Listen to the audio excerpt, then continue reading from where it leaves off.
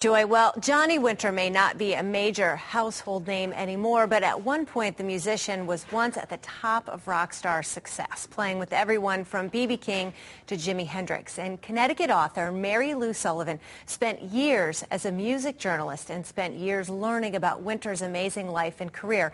Her latest biography, Raisin Cain, paints an intimate portrait of both the man and the musician, and she's here today to talk about the book. Welcome. Thank you so much for joining us. I thought it was interesting. I did read the book over the weekend, and I thought it was, apparently you were one of the only people he trusted with his story. Yeah, Johnny and I got really close. I interviewed him for about a year. Saturday nights, I'd go to his house, I'd drink water, he'd drink vodka, and we would talk about his life.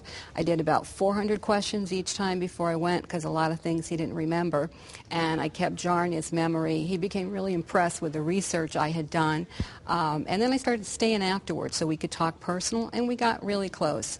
And I had first approached him about doing his biography in 1985.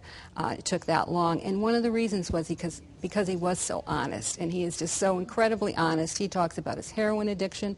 He talks about the multiple women.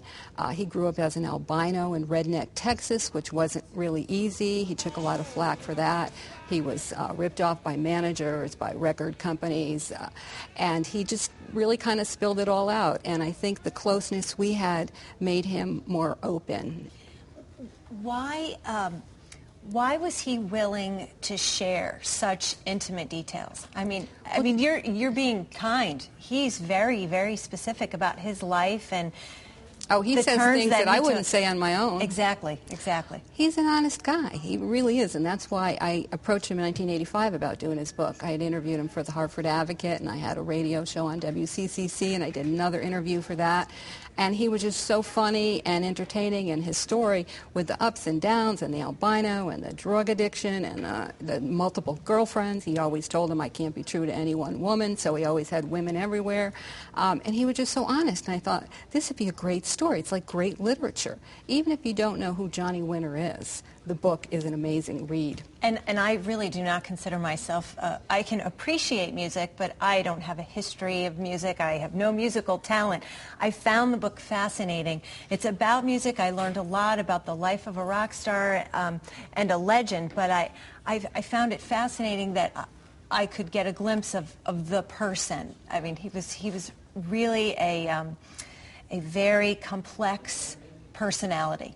Oh yeah, there's no one Johnny Winter. There's a million Johnny Winters, and he did some fascinating things. He had an affair with Janis Joplin back in the day, and he played with Jimi Hendrix.